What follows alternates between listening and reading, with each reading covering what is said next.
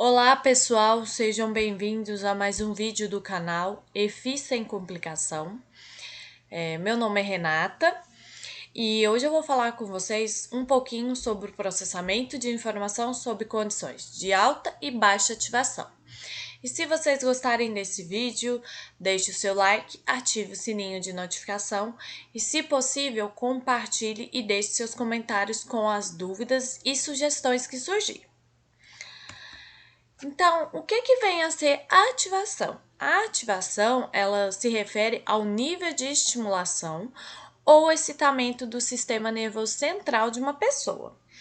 E ela vai diferir um pouquinho, né, da ansiedade. O que é a ansiedade? Ela seria, né, tá relacionado mais da maneira como a pessoa ela interpreta uma situação específica e as emoções que estão associadas com aquela interpretação. Então, se a pessoa ela sente que as demandas da situação excedem aí a sua capacidade para atingir aquelas demandas, então provavelmente ela perceberá aquela situação como sendo ameaçadora e sente mais ansiedade, tá? E as mudanças em níveis de ansiedade, elas são sempre acompanhadas por mudança em ativação. Então, toda vez que eu vou mudar esses níveis de ansiedade, eu vou ter mudança da minha ativação. E a partir daí, eu tenho um princípio que se chama princípio do U invertido. Esse princípio, ele diz que os aumentos em ativação, eles são acompanhados por aumentos de performance. Então, conforme eu vou aumentando meu nível de ativação, eu vou aumentando a performance. Mas ele diz também que isso acontece só até certo ponto. Quando, né, com a performance ela atingindo, então, um ponto máximo em algum nível intermediário de ativação, tá? E aí, no caso, gente, se a ativação ela vai continuar a aumentar, além desse ponto máximo, a performance do indivíduo ela vai começar a cair. Então, eu sempre tenho um nível ótimo de ativação. É aquele em que eu vou atingir a minha performance máxima. Mas se eu continuar aumentando esse nível de ativação, eu vou cair a minha performance. E é isso que esse gráfico aqui ele mostra. Vejam que quando eu tenho, aqui seria os níveis de ativação. Quando eu tenho um nível baixo de ativação, a performance é ruim. Aí, conforme eu vou aumentando os meus níveis de ativação, então vamos pensar aqui, nível de ativação moderado.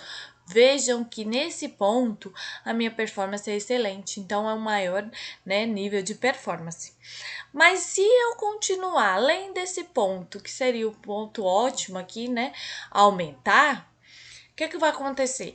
Esse nível de ativação, essa minha performance, ela vai começar a cair de novo. Então, sempre eu tenho um nível ótimo de ativação. E eu tenho que considerar que cada pessoa vai ter o seu nível ótimo de ativação.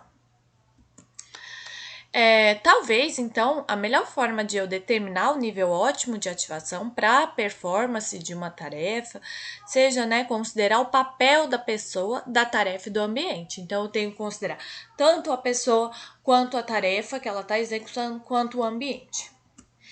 Então, por exemplo, as pessoas, elas vão diferir em relação aos seus limites normais de ativação e o grau com que elas percebem as situações como sendo ameaçadoras, o que seria uma ansiedade de traço. Então, cada pessoa vai ter o seu limite aí, tá? Então, eu não posso comparar o de uma pessoa com a outra. Então, diferentes pessoas, elas desempenham melhor em diferentes níveis de ativação, o que vai caracterizar aí a zona individual de funcionamento ótimo, tá? Então, as pessoas vão diferir em relação a isso.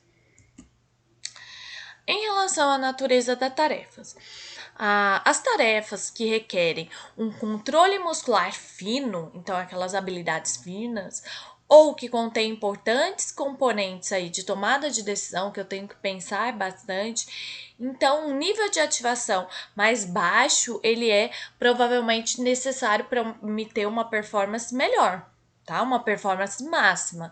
Então, quando eu tenho uma habilidade motora fina e com um alto componente de tomada de decisão, é melhor um nível de ativação mais baixo.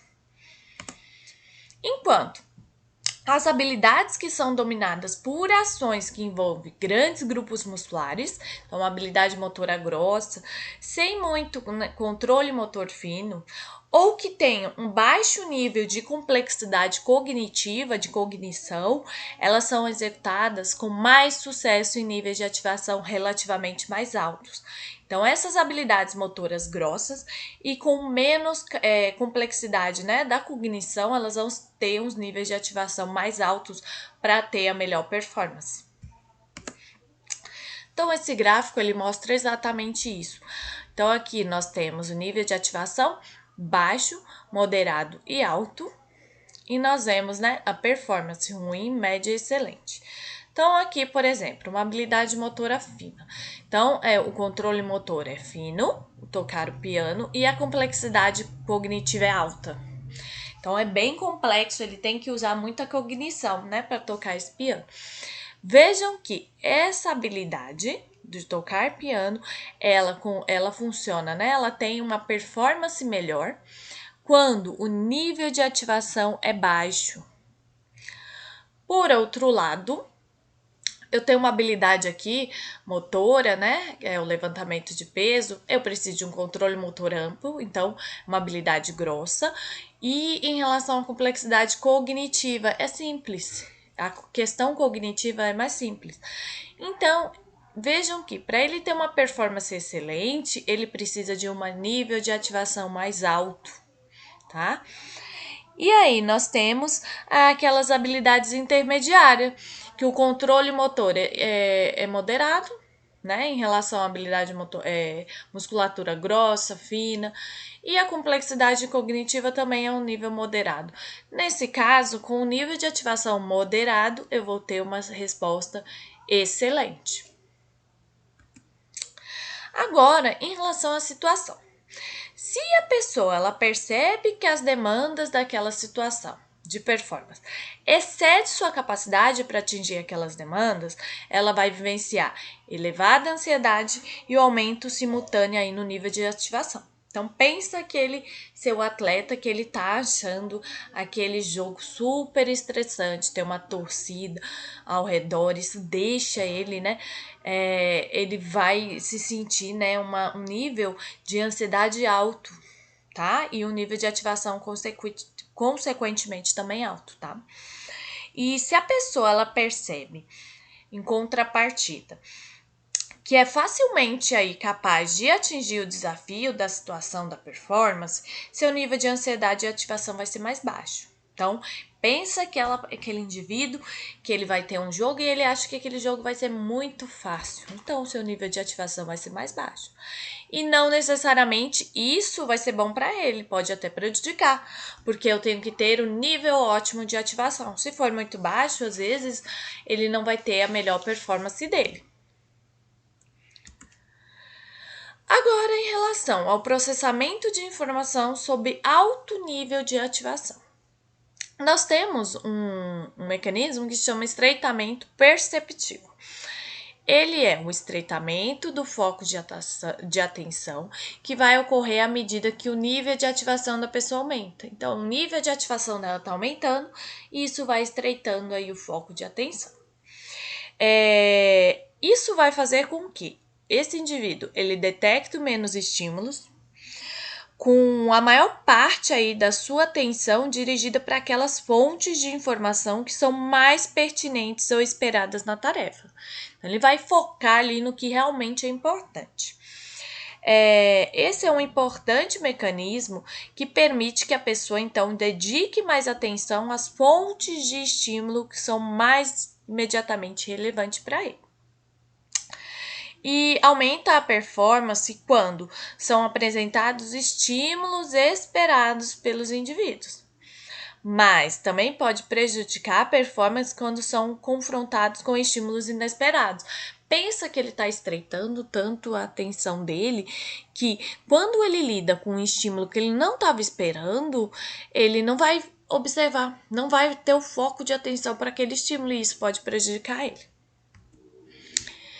Em relação à hipótese de utilização de dicas, quando o nosso nível de ativação for baixo, o campo perceptivo será relativamente amplo e a pessoa ela vai ter acesso a um grande número de dicas e muitas vezes ela pode pegar uma dica que é irrelevante para ela, olhando, focando ali para algo que não vai auxiliar ela naquela tarefa. Porém, à medida que o nível de ativação ele sobe, o foco de atenção ele vai se estreitando nas dicas mais relevantes. Então, eu vou focando no que realmente é interessante. Mas o que eu tenho que tomar cuidado?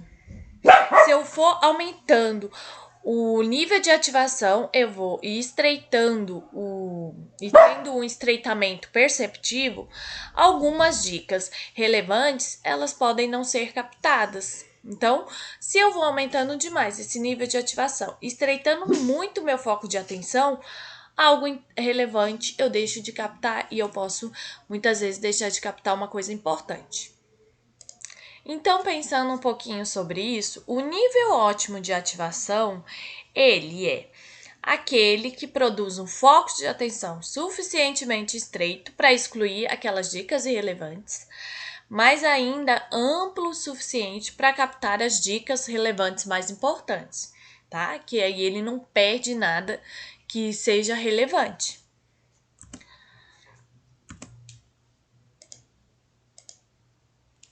Então, nos níveis altos de ativação, se eu vou aumentando muito o meu nível de ativação, eu posso chegar no estado de hipervigilância, que aí, nesse caso, é mais conhecido como pânico.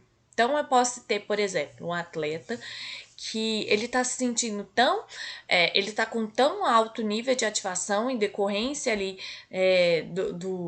se, por exemplo, se for um jogo importante, ele aumenta tanto esse nível de ativação que ele pode chegar num estado aí que seria conhecido como pânico e isso pode prejudicar a performance dele. Então, é uma coisa que eu tenho que me atentar e cuidar um pouquinho dessa parte psicológica desse atleta. Então, quais as técnicas que eu devo administrar para verificar, né, os níveis de ativação, influenciar esses níveis? Eu tenho habilidade músculo para mente. Então, algumas técnicas para regular a ativação que utiliza atividade somática para relaxar ou energizar a mente. Então, por exemplo, respiração rítmica. Então, eu trabalhar com meu aluno a questão da respiração, isso pode auxiliar ele no controle respiratório e pode relaxar ele. E técnicas de relaxamento muscular também podem ser úteis, né? Quando ele está num nível muito alto de ativação.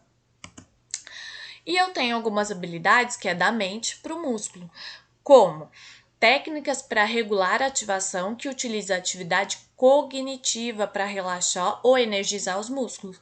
Um exemplo aí, por exemplo, seria a meditação. Então, a meditação é uma técnica, né, que eu vou utilizar para mim relaxar ou mesmo energizar a musculatura. E outra técnica também é a visualização.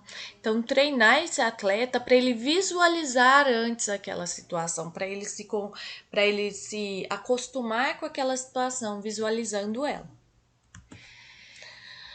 Então, em relação agora à capacidade de atenção, uma limitação para processar a informação. Não somente a capacidade de atenção ela é limitada, mas parece ser seriada por natureza. Então, não só a nossa capacidade de atenção ela é limitada, mas seriada também. Pois, normalmente a gente foca primeiro em uma coisa, depois foca em outra e assim por diante. Somente com muita dificuldade que a gente consegue focalizar duas coisas ao mesmo tempo, tá? Então, a gente tem essa capacidade de atenção limitada e ainda seriada, cada vez eu tô focando em um aspecto. Então, olha só, vamos ver aqui, ó. Performance de tarefa secundária boa. Então, aqui ó, nós temos a atenção necessária para a tarefa principal simples e a atenção remanescente aí extra para a tarefa secundária. Eu vou ter, nesse caso, uma performance de tarefa secundária boa. E agora, nesse segundo aspecto aqui, ó, uma atenção necessária para a tarefa principal complexa, então é uma tarefa muito complexa, então eu vou colocar minha atenção muito maior nessa tarefa. E a atenção remanescente para a tarefa secundária, eu vou despertar uma atenção bem menor. Nesse caso, a performance dessa tarefa será secundária, né? Será média, porque eu foquei mais naquela tarefa principal que é bem complexa. Então, o desafio aí do executante é de eficazmente administrar o espaço pelas tomadas de decisões corretas sobre qual informação ele tem que prestar atenção e como utilizar. Então, qual a informação que eu realmente tenho que prestar atenção quando estou executando uma tarefa. Então, agora em relação à identificação de estímulo, processamento de informação em paralelo. O processamento em paralelo, ele vai ocorrer quando várias correntes de informação, elas podem ser processadas ao mesmo tempo, simultaneamente, no estágio de identificação do estímulo, sem que haja uma competição por espaço disponível, igual a gente viu anteriormente. Então, um exemplo aí, informação de diferentes aspectos de uma manifestação visual, tais como a cor e a forma dos objetos, tá? Então, vou ter esse processamento em paralelo aí. Então, um exemplo aqui que eu trago para vocês, né? Olhe abaixo e diga as cores, não as palavras.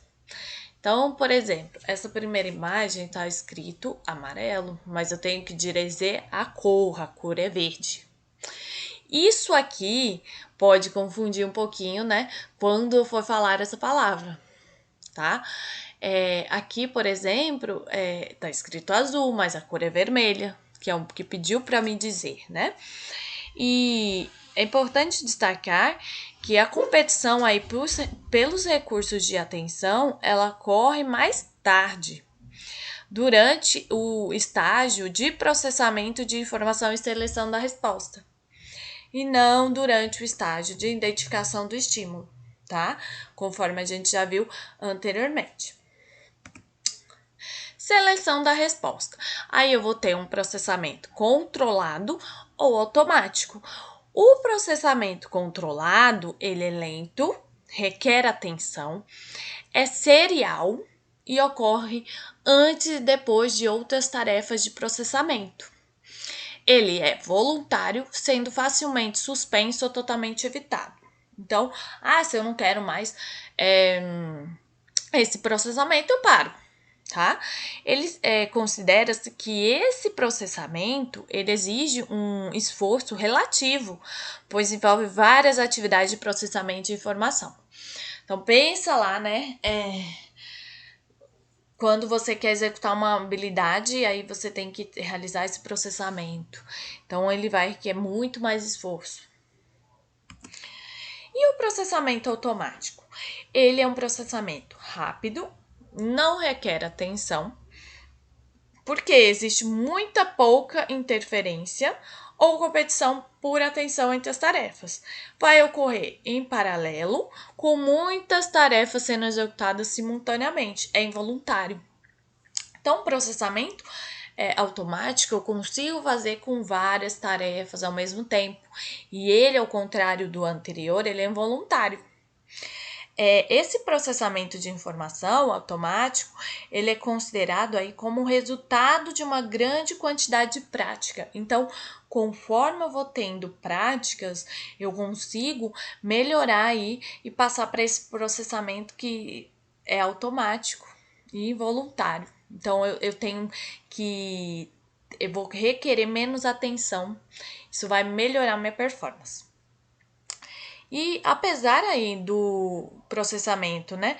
Esse processamento ser muito rápido, ser então vantajoso para os executantes quando o ambiente ele é estável e previsível. Ele também, então, um ambiente estável e previsível, esse tipo de processamento é interessante.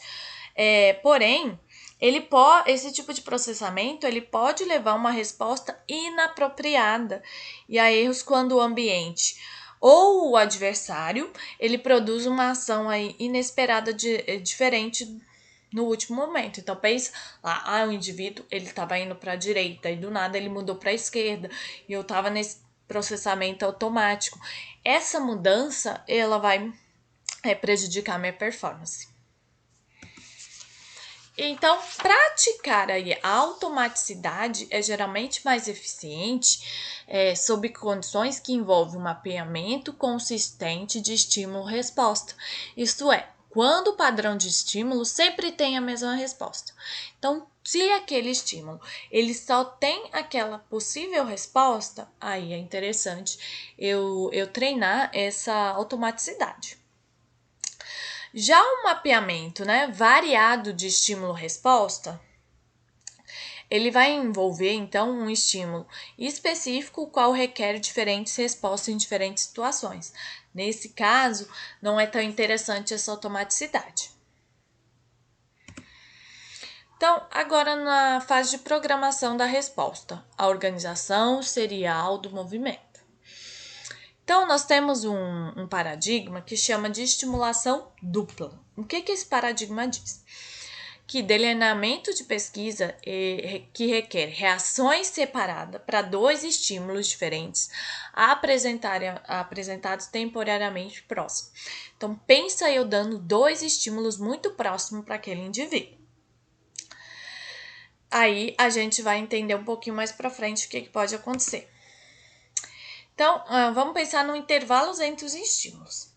Que seria a duração de tempo que separa o início de dois estímulos em um paradigma de estimulação dupla.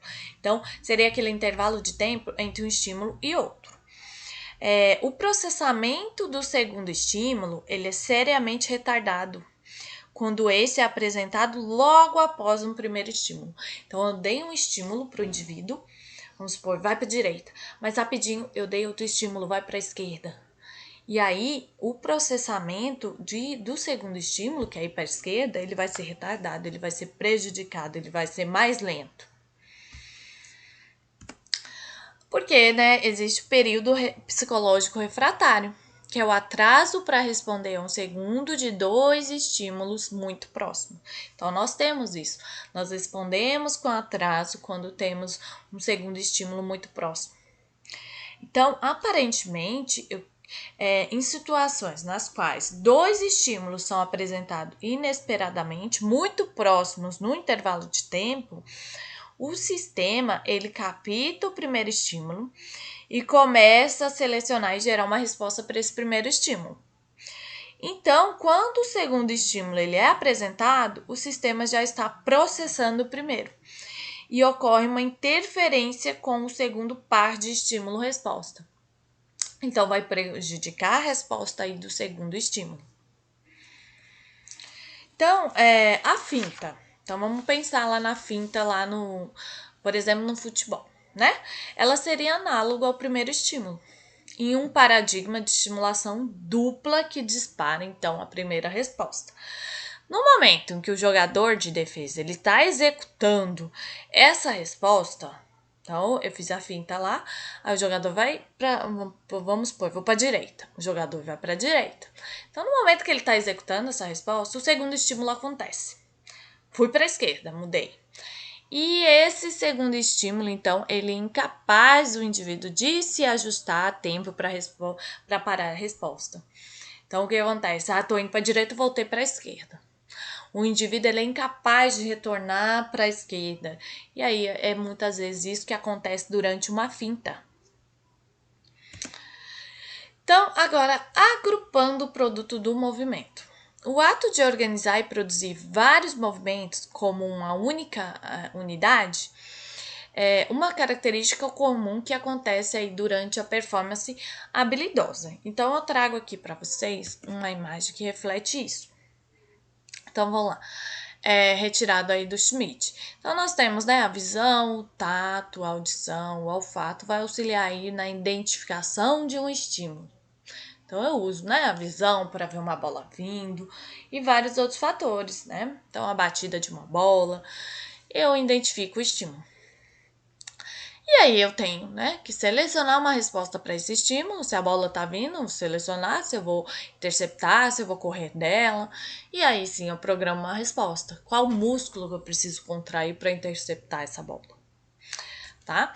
E aí então, inúmeros estímulos, eles entram no sistema em paralelo. Essencialmente aí de maneira contínua. Então esses estímulos entram aí para mim, né?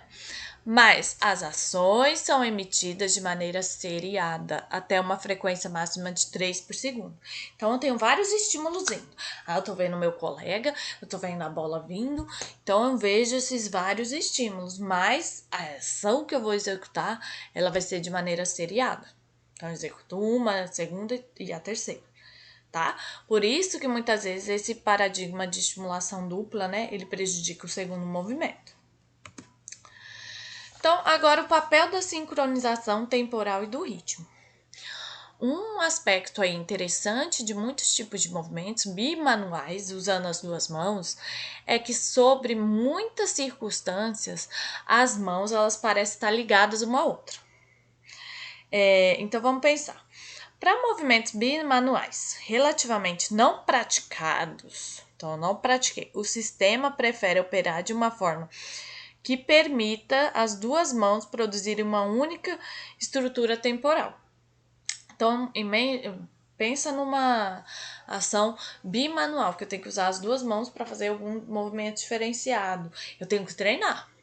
Se eu não treinar, eu não consigo fazer esse movimento de uma maneira eficiente. Porque o nosso sistema vai permitir que as duas mãos elas produzam uma única estrutura de movimento no tempo, tá? Aí, agrupamento da resposta. Parece ser que uma série de limitação para a performance humana ser capaz de gerar somente uma ação de cada vez. Então, isso é uma limitação. Imagina se eu sou capaz de gerar somente uma resposta de cada vez. Então, um exemplo aqui. Vem vir uma bola. Eu só consigo gerar ou uma resposta ou outra. Eu vou desviar da bola, eu vou pegar a bola, eu tenho que me decidir.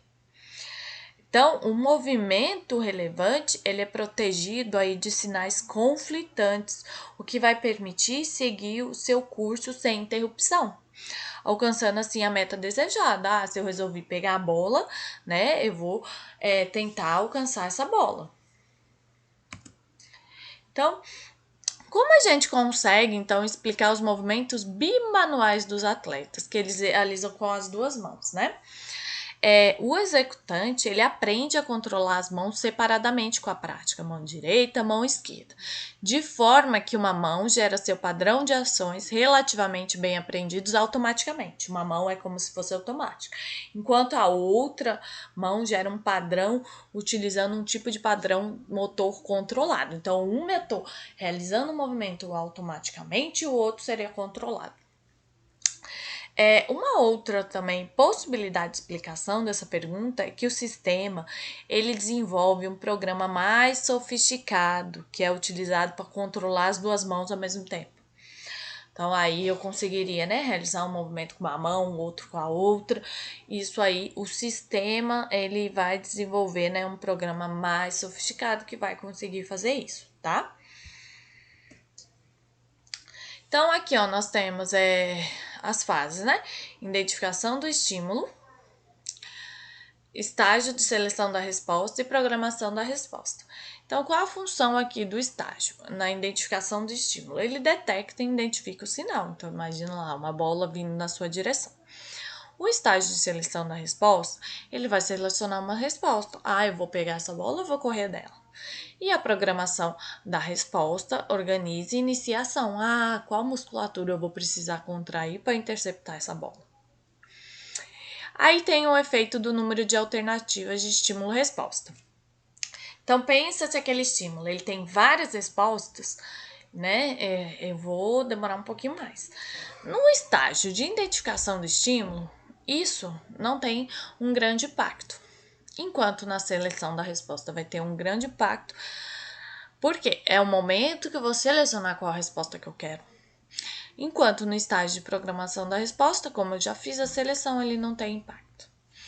E aí o tipo de processamento que tem, né? Nós temos um processamento paralelo, na identificação do estímulo, eu consigo observar vários estímulos ao mesmo tempo. Na seleção da resposta, ele é paralelo e serial, então eu consigo ver, né? E seriar também. E a programação da resposta é em série. Faço uma programação, depois outra, depois outra. Qual a atenção necessária? No estágio de identificação do estímulo. Não tanta.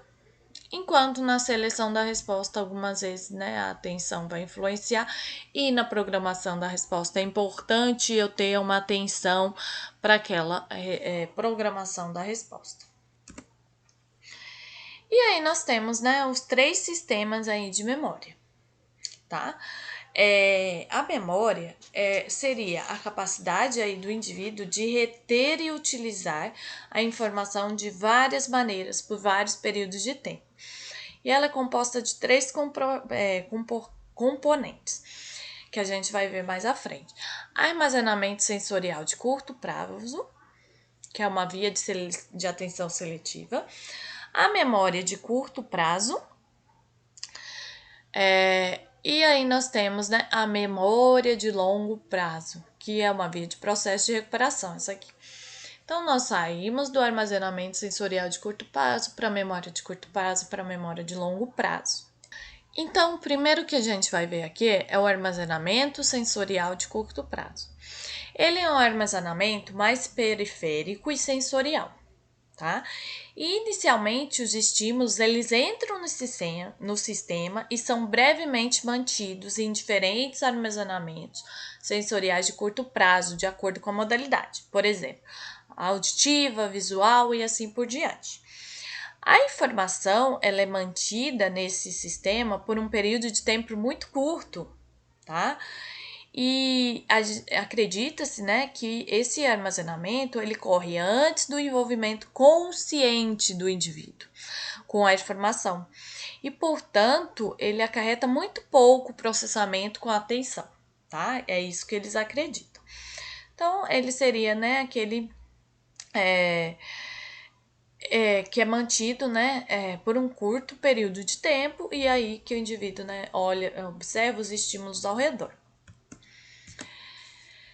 Aí, passando mais à frente, a gente observa a memória de curto prazo, que, apesar de considerável quantidade de informações passar pelo armazenamento sensorial de curto prazo de uma pessoa, relativamente poucas atingem o nível de consciência. Então, a gente muitas vezes está vivendo, né? E chega vários estímulos que vai atingir esse armazenamento sensorial, mas muito pouco vai chegar no nosso nível de consciência. Em vez disso, um mecanismo de atenção seletiva ele vai selecionar algumas informações para o processamento adicional na memória de curto prazo, enquanto que o restante é perdido ou substituído pela própria próxima corrente. Então, o nosso mecanismo de atenção seletiva é ele que vai selecionar o que realmente merece ir para a memória de curto prazo. A memória de curto prazo, ela é um sistema de memória que permite ao indivíduo o processamento de recuperação e de relembrar, transferindo a informação para a memória de longo prazo. Então, primeiro, a informação chega na memória de curto prazo para depois para de longo prazo. Porém, acredita-se que ela é limitada em capacidade e breve em duração. Então, para mim realmente guardar ao longo da minha vida, eu tenho que entrar na memória de longo prazo. Então, acredita-se que a decisão final em relação a que informação do armazenamento sensorial aí de curto prazo é selecionada para processamento adicional de memória de curto prazo vai depender da sua relevância, da sua pertinência para a tarefa. Então, o que a gente considerar relevante para a gente vai levar para a memória de curto prazo. E muitos praticantes de alto nível, eles seletivamente prestam atenção a dicas apropriadas à medida que a habilidade se desenvolve. Ignora as informações que prejudicam a sua meta. Então, conforme o indivíduo vai se tornando um habilidoso naquela tarefa, ele vai prestando atenção no que realmente é importante. Um exemplo, né? Um jogador de rugby tentando pegar a bola. Ele vai direcionar a sua atenção para o objeto até que ele segure ele. e somente então ele muda a sua atenção para evitar os defensores. Então, primeiro ele vai focar no objeto e depois vai mudar a sua atenção. Então, a parte desafiadora e difícil do processo de aquisição de habilidades pela pessoa, ela envolve aprender quais fontes de informação ambiental, um exemplo, a bola, ou sinestésica, posição da minha mão, prestar atenção e quais, um exemplo, né? Defensores, oponentes, ignorar quando eu estiver tentando a tarefa principal, que é pegar a bola. Então, quais as informações que eu tenho que prestar atenção? Na bola, na posição da minha mão para segurar essa bola, tá? E o que eu devo ignorar naquele momento? Então, isso é a parte difícil para mim, enquanto um atleta, né? Desenvolver aquela habilidade de forma com mais êxito possível. Então, as pessoas, elas utilizam um mecanismo chamado atenção seletiva para determinar quais as fontes de informação devem ser incluídas na memória de curto prazo. Então, o que eu tenho que incluir na minha memória?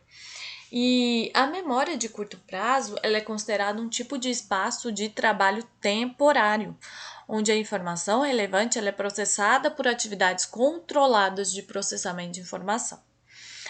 E as pessoas elas podem manter informação na memória de curto prazo somente enquanto elas direcionam a atenção direta a ela, como recuperando, ensaiando e repetindo a informação continuamente, ou associando com outros itens. Se elas direcionam a atenção para algum outro lugar, elas esquecem alguns conteúdos, com uma perda completa acontecendo em talvez até 30 segundos. Então, ela é muito breve, essa memória de curto prazo. E aí, caso eu julgo realmente necessário, eu vou levar aquela informação para a memória de longo prazo. Essa memória ela é considerada como um espaço de armazenamento para a experiência que as pessoas acumulam ao longo da vida. E é essencialmente ilimitada, tanto em capacidade quanto na duração de tempo que a informação fica lá preservada. Provavelmente, a única razão pelo qual a gente não lembra, por exemplo, o nome de alguém ou do nosso antigo número de telefone é porque não conseguimos encontrá-lo ou recuperá-lo, não porque não esteja mais na memória. A gente não consegue achar lá onde a gente guardou, tá? Na nossa memória.